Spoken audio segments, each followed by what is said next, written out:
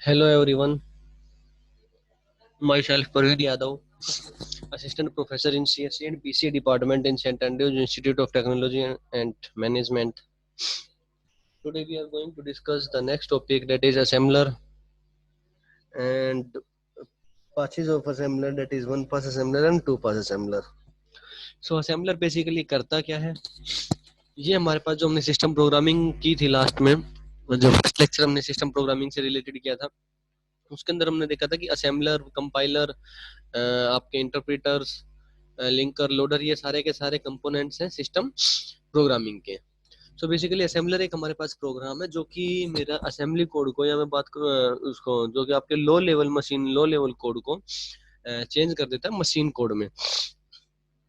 तो यहाँ पे वो कुछ इंफॉर्मेशन जनरेट भी करता है लोडर के साथ साथ, सो दैट कि लोडर के लिए वो जो इंफॉर्मेशन रिक्वायर्ड होती है, असेंबलर दोनों काम करेगा मेरे पास. यहाँ पे लोडर के लिए इंफॉर्मेशन भी जनरेट करेगा और कोड को चेंज भी करेगा.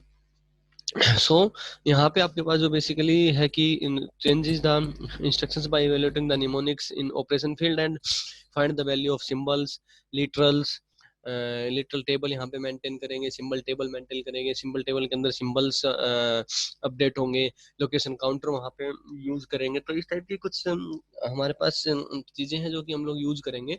और वो पार्ट प्रोग्राम का, या वो कंप्लीट सोर्स कोड जो कि एक ही टाइम पे कंप्लीटली स्कैन हो जाए, वो हमारे पास होगा पास वन असेंबलर. और अगर सोर्स कोड इस टाइप का है कि जो कि जहाँ पे कि हमें दो दो पार्ट्स की, दो या मल्टीपल पार्ट्स की रिक्वायरमेंट है, मल्टीपल स्कैनिंग की रिक्वायरमेंट है, तो वो आपका हो जाएगा वहाँ पे टू पास असेंबलर और मल्टीपल असेंबलर. सो यहाँ पे वन पास असेंबलर में आपके पास बेसिकली सिंबल टेबल होंगे, लिटल टेबल होंगे, लोकेशन काउंटर होंगे. सिंबल टेबल आपका जो है वो मेंटेन करेगा सिंबल्स को, लिटल टेबल आपके पास लिटरल्स को मेंटेन करेंगे, उनके एड्रेस वगैरह प्रोवाइड कराएंगे. और ऐसे ही आपके पास लोकेशन काउंटर होगा जो कि अपडेट होगा जैसे जैसे हमारा प्रोग्राम प्रोसीड करेगा उस तरीके से.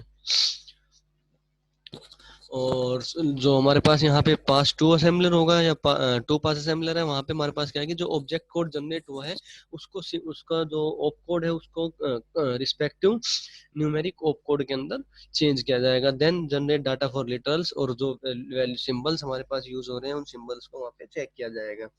तो यहाँ पे हमने जो एग्जाम्पल लिया हुआ है, यहाँ पे पास वन असेंबलर के केस में एक एग्जाम्पल है आपके पास एम, एड, R1 और 3. यहाँ पे क्या कुछ रिप्रेजेंट कर रहा है पहले ये देख लेते हैं कि एम आपका बता रहा है लेबल नेम, कि एक आपका कोई लेबल है एम, ठीक है. एड आपके पास क्या है, ओप कोड है. R1 आपके पास क्या है, एक रजिस्टर है जो कि एक एज एन ऑपरेंड वर्क कर रहा है. और 3 जो है वो हमारे पास लिटरल्स है या कांस्टेंट वैल्यूज है. सो फॉर एन एग्जांपल कि यहाँ पे हमने एक लेबल लिया हुआ है जो कि हमने यहाँ पे यूज किया हुआ है SAITM L1 और X. अब स्टार्ट करते हैं. फर्स्ट जो हमारे पास स्टेटमेंट है मेरे प्रोग्राम की, वो क्या है, SAITM स्टार्ट किया हमने प्रोग्राम को, ऑपरेंड है 200. दैट मींस कि जो हमारे पास जो लोकेशन काउंटर है वो कहाँ से स्टार्ट होगा, 200 से स्टार्ट होगा. उसके बाद आपके पास जो सेकंड स्टेटमेंट है वो है move R1 is equal to 3. That is हमें क्या करना है कि 3 एक लिटरल की वैल्यू है जो कि हमें मूव करानी है R1 में. उसी तरीके से फिर X की वैल्यू, R1 की वैल्यू को हमें X में कराना है, और फिर ये 2 को इसके अंदर स्टोर कराना है. और उसको हमने जो ये स्टेटमेंट आपकी, इस स्टेटमेंट को हमने एक अलग नाम दे दिया, डेट इज L1, या एक अलग लेबल प्रोवाइड करा दिया L1. उसी तरीके से हमारे पास डाटा स्पेस एक स्टेटमेंट हमने यूज की है, उसको हमने यहाँ पे लेबल प्रोवाइड करा दिया X. अब ये कंप्लीट प्रोग्राम किस तरीके से आपके पास वर्क होगा. सो फर्स्ट है आपके पास start. This instruction starts the execution of program from location 200, क्योंकि वहां पे मेंशन है तो लोकेशन 200 से वो पर्टिकुलर प्रोग्राम स्टार्ट होगा. And label with start provides name for the program. तो हमने लेबल दिया है उस पर्टिकुलर प्रोग्राम को, that is SAITM. Move R, it moves the content literal 3 into register R1. R1 के अंदर उसको मूव कराएगा. Move M, content of register into memory, और वो यहाँ पे मेमोरी है जो X लोकेशन है वो वहाँ पे मूव करा देगा R1 की वैल्यू को. देन मूव R, वही चीज की आपके पास again move the content of literal that is 2 into register R2 and it is labelled as L1. यहाँ पे इसको हमने लेबल क्या दिया हुआ है, L1 दिया हुआ है. LTORG एड्रेस प्रोवाइड कराता है हमारे लिटरल्स के लिए, कि जितने भी लिटरल्स होंगे उनके लिए LTORG के थ्रू हम लोग एड्रेस जनरेट करेंगे। और एक एंड स्टेटमेंट भी है जो कि आपके लिटरल्स के एड्रेस जनरेट करने के लिए हम लोग एंड स्टेटमेंट भी यूज करते हैं। और उससे पहले आपके पास एक डाटा स्पेस स्टेटमेंट, तो यहाँ पे आपने हमने क्या वैल्यू प्रोवाइड करा दी है, एक असाइन कर दिया है 1 टू द सिंबल x, और x आपके पास कहाँ पे है, ये वाली लोकेशन है जो कि 201 है। तो ये सारा प्रोसेस जो वर्किंग पार्ट पास वन का ये किस तरीके से एग्जीक्यूट हो रहा है, ये हमने यहाँ पे मेंशन किया हो कि literal address is specified by LTORG और एंड। लिटरल का जो एड्रेस है वो जनरेट होता है जब मेरे पास LTORG स्टेटमेंट रन होगी या एंड स्टेटमेंट मुझे मिलेगी, तो उस टाइम पे मेरे पास लिटरल्स के लिए एड्रेस जनरेट होंगे। अब जो फर्स्ट स्टेटमेंट आपकी वो है स्टार्ट टू 100, यहाँ पे कोई सिंबल नहीं है हमारे पास और literal is found, so both the table would be empty. हमने बात की सिंबल और लिटरल्स की, यहाँ पे हमारे पास लेबल है लेकिन यहाँ पे ना सिंबल है ना लिटरल्स है कोई भी, तो स्टार्टिंग में मेरे पास जो सिंबल टेबल होगा और लिटरल टेबल होगा दोनों ही टेबल मेरे पास क्या होंगे, एम्प्टी होंगे। अब हम चलते हैं सेकंड पार्ट पे जो कि आपका स्टेप 2 है, जो कि है move R1 is equals to 3 आपका और कॉमा 200। मींस यहाँ पे 3 आपका क्या है कि एक लिटरल है, तो एक लिटरल टेबल जो हम लोग मेंटेन करते हैं वहां पे जाके एक वैल्यू स्टोर हो जाएगी दैट इज 3, लेकिन उसका कोई एड्रेस नहीं होगा बिकॉज जब तक LTORG या एंड स्टेटमेंट नहीं आ जाती तब तक यहाँ पे एड्रेस आपके लिए जनरेट नहीं होगा। अब स्टेप नंबर 3 है यहाँ पे मूव मेमोरी R1 x और 201। अब देख रहे हो R1 x 201, वही चीज यहाँ पे हमने लिखा है x is a symbol, x हमारे पास एक सिंबल है जो कि हमने यहाँ एज अ लेबल को यूज किया हुआ है हमने।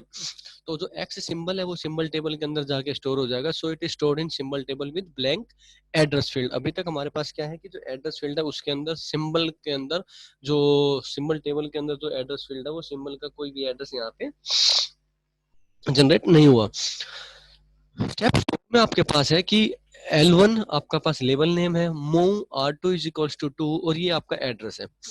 अब यहाँ पे L1 मेरे पास क्या है, लेबल है और 2 मेरे पास लिटरल है। तो L1 लेबल को हमने कहाँ पे स्टोर करा दिया, इसके अंदर सिंबल टेबल के अंदर, और उसका जो एड्रेस है L1 का वो क्या है 202। तो यहाँ पे हमने 202 को एड्रेस अलाइन करा दिया, एक लेबल को अपने लेबल को एड्रेस असाइन करा दिया। और एक्स और 3 है हमारे पास सेकंड जो लिटरल एड्रेस था हमारे पास, वो हमारे पास यहाँ पे क्या था 3, जो कि हमने यहाँ पे जनरेट किया होता 3 एड्रेस।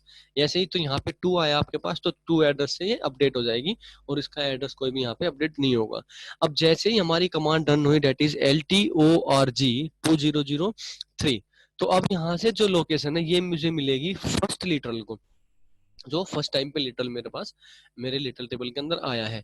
तो यहाँ पे मिल गई 203, लोकेशन काउंटर यहाँ पे वैल्यू को अपडेट कर देगा 203 से। तो फर्स्ट स्टेटमेंट हमारे पास क्या हुआ, LTORG दैट इज 203। उसके बाद हमारे पास सिंबल है लेबल और सिंबल आपके पास है X DS1204। तो एक्स हमने ऑलरेडी यहाँ पे स्टोर कराया हुआ था सिंबल टेबल के अंदर, और यहाँ पे अब डाटा स्पेस 1 असाइन कराने के लिए हमने क्या एड्रेस दे दिया उसको 204। तो सिंबल टेबल में अब आपका क्या हुआ कि एक्स का जो एड्रेस है वो अपडेट हो गया है 204 से। दैट मीन्स कि सिंबल टेबल के अंदर आपके पास जो एड्रेस है और जो लेबल है उन दोनों को यहाँ पे एड्रेस मिल चुका है। लास्ट स्टेटमेंट आपके पास N205, जो कि मेरे पास एक लिटरल बचा हुआ था दैट इज 2, और उसको वैल्यू मिल जाएगी 205। दैट मीन्स कि यहाँ पे मेरे पास हमने 2 लिटरल्स यूज किए हैं, 2 स्टेटमेंट मेरे पास आई है LTORG और एंड स्टेटमेंट, तो उन दोनों स्टेटमेंट के थ्रू मेरे लिटरल्स को यहाँ पे वैल्यू मिलेगी। और जब मैं डाटा को स्टोर करा रहा हूँ किसी सिंबल को या किसी लेबल को, तो उस सिंबल या लेबल पे जो वैल्यू एग्जीक्यूट के टाइम पे या डाटा स्पेस के टाइम पे या डिक्लेरेटिव स्टेटमेंट के टाइम पे अगर मुझे जो वैल्यू मिलेगी, जो एड्रेस मिलेगा, उससे मैं उस वैल्यू को अपडेट करा दूंगा। अब working for assembler pass two, क्योंकि जो इस टाइप की चीजें वहां से मुझे मिली हैं, जैसे कि हमने पहले बताया कि पास टू क्या करता है कि जनरेट करता है आपके पास data for returns and look for values for symbols वगैरह के लिए। तो उसके लिए रिक्वायरमेंट है यहाँ आपके पास mode table, port table that is machine of code, pseudo of code, base table जिसके अंदर स्टोरिंग वैल्यू जो बेस रजिस्टर्स की आएंगी, लोकेशन काउंटर। तो यहाँ पे जो हमारे पास टू का असेंबली का जो हमारे पास डायग्राम है वो कुछ इस तरीके से होगा। स्टार्टिंग में वो रीड करेगा देन वो सर्च करेगा सूडो ऑपकोड टेबल के अंदर। अगर वो वहाँ पे जो चीज वो सर्च करने के लिए आया, कोई भी ऑपकोड वो सर्च करने के लिए, अगर वो यहाँ पे उसको मिल जाती है तो वेल एंड गुड है। अदरवाइज वो डाटा स्पेस या डिक्लेरेटिव कांस्टेंट के पास जाएंगे, यहाँ पे जो वैल्यू स्टोर होंगी उस वैल्यू को एक्सेस करेगा।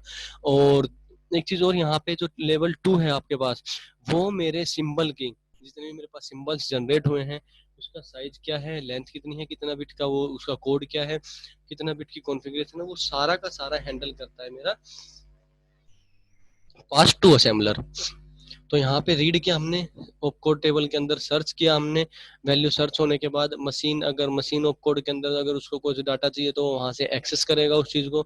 उसके बाद जब वो मशीन ऑपकोड के अंदर डाटा को एक्सेस करेगा तो वहां से उसकी लेंथ, टाइप और बाइनरी कोड के रिलेटेड वहां से उस पर्टिकुलर चीज की इंफॉर्मेशन मिलेगी। जैसा कि सिंबल टेबल में हमने यहाँ पे आपके पास एक्स है या L1 की वैल्यू जो जनरेट हो रही है, जो स्टोर हो रही है यहाँ पे, तो इस एक्स की कोई ना कोई बाइनरी वैल्यू होगी, कोई ना कोई लेंथ होगी, कितने टाइप कितने साइज का डाटा है ये, किस फॉर्म का डाटा है, कितनी लेंथ होगी इसकी, किस टाइप का डाटा है, वो सारी की सारी इंफॉर्मेशन होगी। तो वो सारी की सारी यहाँ से मशीन ऑफ कोड और सुडो ऑफ कोड के थ्रू जब स्कैन होगा तो वहां से वो सारी की सारी चीजें मिल जाएंगी। उसके बाद वो क्या करेगा कि जितने भी ऑपरेंड्स उसको सिंबल टेबल के अंदर मिलेंगे वो उनको सर्च करेगा पहले ऑपरेंड्स को, और ऑपरेंड्स को सर्च करने के बाद सारे पार्ट को असेंबल करेगा, उस पर्टिकुलर इंस्ट्रक्शंस के जितने भी पार्ट है उन कंप्लीट को असेंबल करने के बाद लोकेशन काउंटर को अपडेट कर देगा। और ये प्रोसेस इस तरीके से वहां पे वर्किंग में रहेगी मेरी।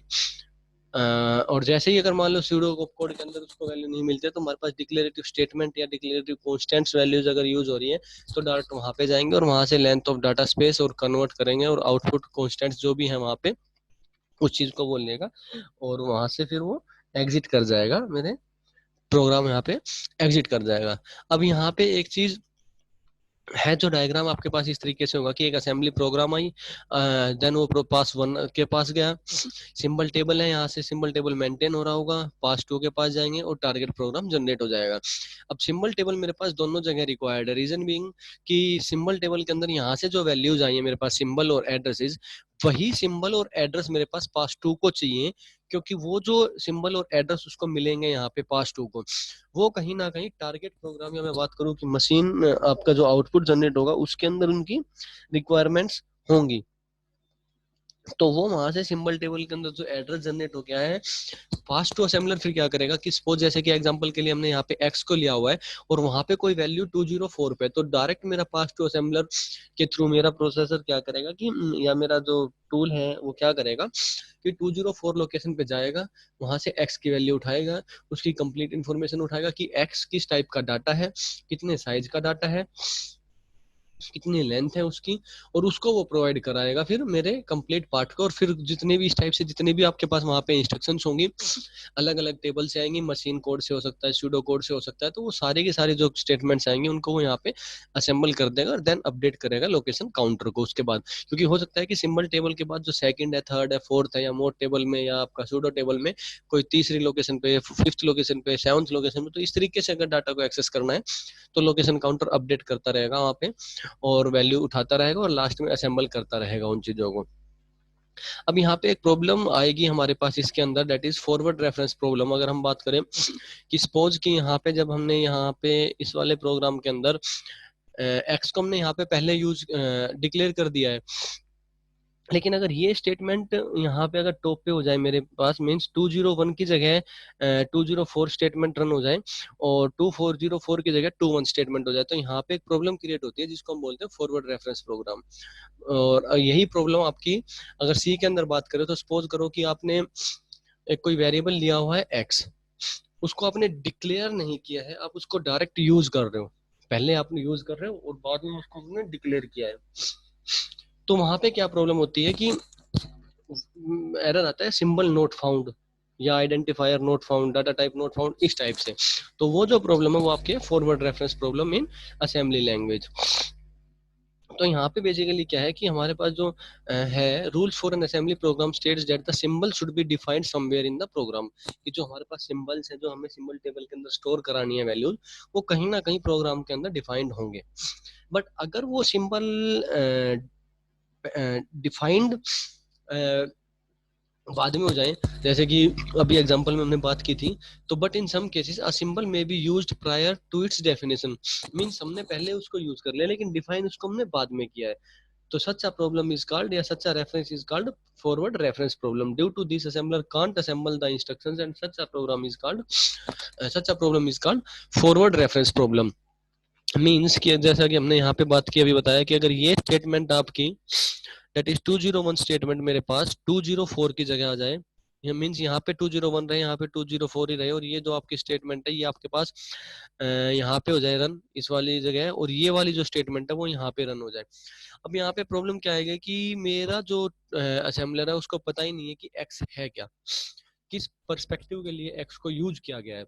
यहाँ पे हमने डिफाइन कर रखा है कि R1 की वैल्यू है जो कि हम लोग एक्स एक सिंबल है, लेबल है, उसके अंदर हम उस मेमोरी के अंदर उस डाटा को लेके जाएंगे, वो हमें यहाँ पे पता लगा तभी हमारे पास सेम प्रोग्राम एग्जीक्यूट है। लेकिन अगर ये रिवर्स में अगर चेंज हो जाए तो यहाँ पे असेंबलर के लिए प्रॉब्लम हो जाती है, जब वो एट द टाइम जब वो असेंबलर जब मेरे पास असेंबलर असेंबल कर रहा होगा नंबर ऑफ टेबल्स को, नंबर ऑफ सिंबल टेबल्स से डाटा ले रहा होगा, डिटेल्स टेबल से डाटा ले रहा होगा, मोर टेबल से, मशीन आपका ऑपकोड टेबल से डाटा ले रहा होगा, तो उस टाइम पे कोड को असेंबल करते हुए प्रॉब्लम क्रिएट होगी असेंबलर के लिए, और जो आउटपुट जो एक्सपेक्टेड आउटपुट है वो वहाँ पे नहीं आएगा। तो ये जो प्रॉब्लम क्रिएट होती है, इस टाइप की प्रॉब्लम हमारे पास है फॉरवर्ड रेफरेंस प्रॉब्लम। और फॉरवर्ड रेफरेंस प्रॉब्लम में आप इसी सेम कोड को सेट कर सकते हो, बस जो ये वाली स्टेटमेंट है इसको आप यहाँ पे रख सकते हो और इस वाली स्टेटमेंट को आप लोग यहाँ पे रख सकते हो। तो यहाँ पे आपके पास ये प्रॉब्लम जो है वो हो जाएगी फॉरवर्ड रेफरेंस प्रॉब्लम।